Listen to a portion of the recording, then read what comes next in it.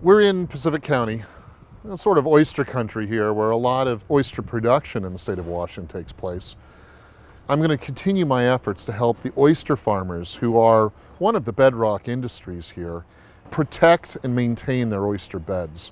Over the last several years, the beds have really been inundated by the ghost shrimp, a sort of nuisance species that destroys really the mud flats on which oysters naturally grow. The industry has been fighting these ghost shrimp for years. They've used different methods for doing it. I just want to make sure that our state regulators give the oyster farmers the maximum leeway to test different methods for fighting the shrimp and really battle those shrimp to a draw so they're not destroying the oyster beds, which are the livelihood of those oyster farmers.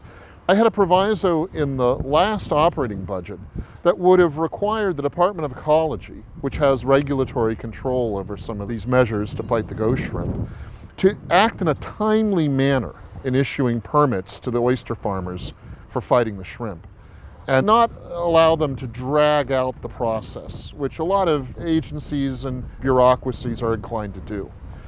I will, again, propose legislation that will not interfere with the necessary work that the regulators do, but that will put a good time limit on how long they can take to make up their minds about giving the permits to those oyster farmers so that the oyster farmers can protect their oyster beds.